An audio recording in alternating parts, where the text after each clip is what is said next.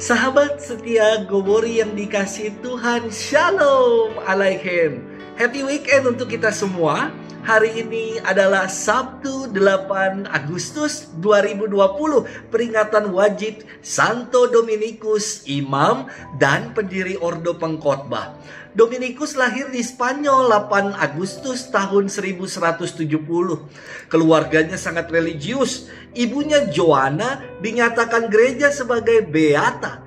Kakaknya Manes dan Antonio telah terlebih dahulu menjadi imam. Dominikus pada usia 24 tahun memutuskan untuk masuk biara di Osma dan akhirnya ditabiskan menjadi imam setelah menyelesaikan pendidikannya.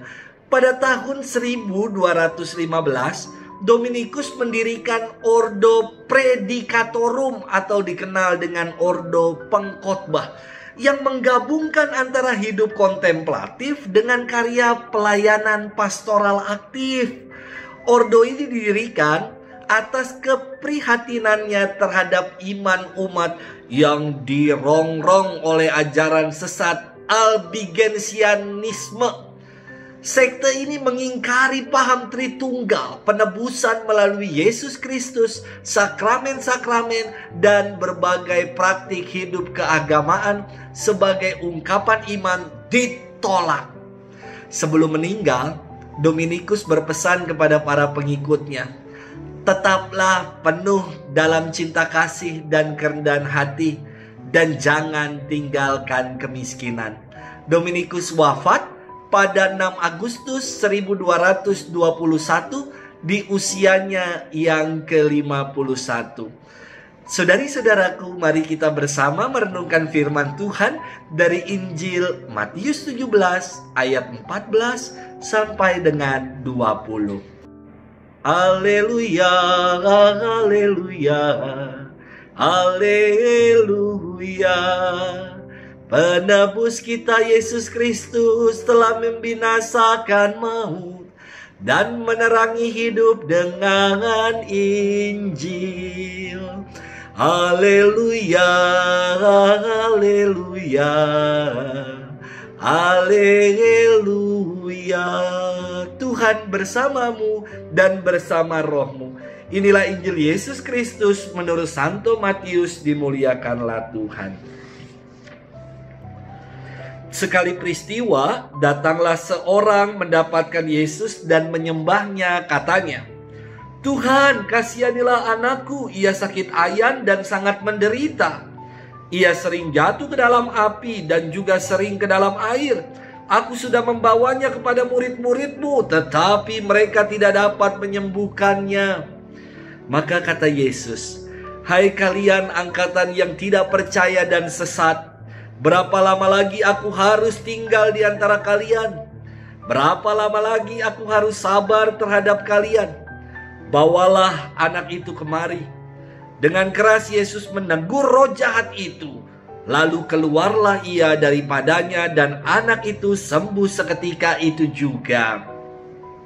Kemudian ketika mereka sendirian, para murid menghampiri Yesus dan bertanya, mengapa kami tidak dapat mengusir setan itu? Yesus menjawab, karena kalian kurang percaya.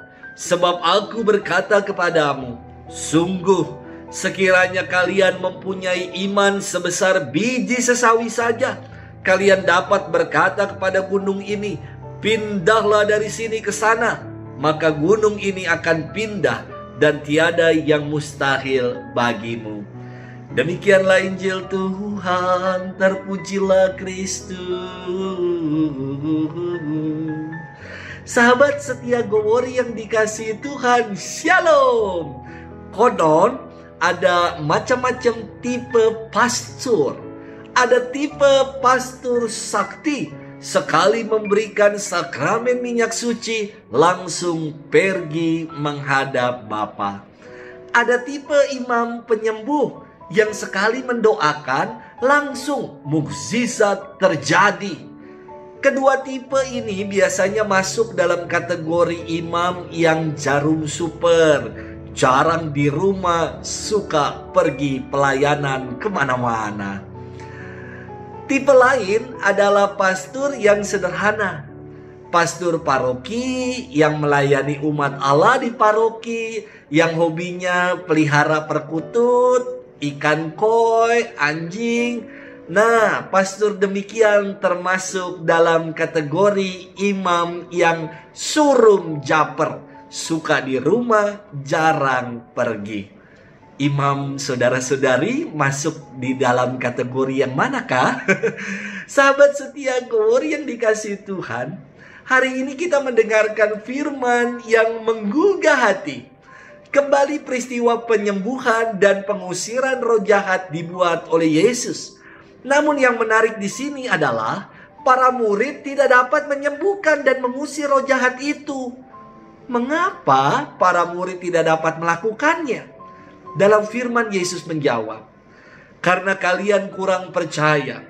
Sebab aku berkata kepadamu, sungguh, sekiranya kalian mempunyai iman sebesar biji sesawi saja, kalian dapat berkata kepada gunung ini, pindahlah dari sini ke sana, maka gunung ini akan pindah, dan tiada yang mustahil bagimu."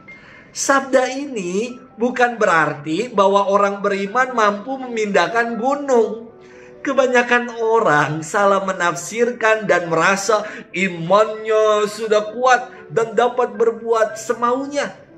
Silakan Anda yang merasa diri seperti itu, silakan berdiri di tengah-tengah jalan tol Pondok Aren dan bilang, "Aku beriman kepada Tuhan, aku tidak takut sebab Allah penyelamatku." Saya yakin orang ini dengan imannya akan tertabrak dan mati. Karena beriman yang macam ini sama seperti mencobai Allah. Jelas, penekanan dari sabda Tuhan tadi adalah karena kalian kurang percaya atau kurang beriman kepada Tuhan. Iman dari kata Ibrani emun atau batah dan diterjemahkan dalam bahasa Yunani pistis, yang artinya bergantung dan mengandalkan Allah seutuhnya. Sahabat setia Gowor yang dikasihi Tuhan, sebagai murid Tuhan, kita punya kuasa untuk mengalahkan kejahatan dan kuasa kegelapan.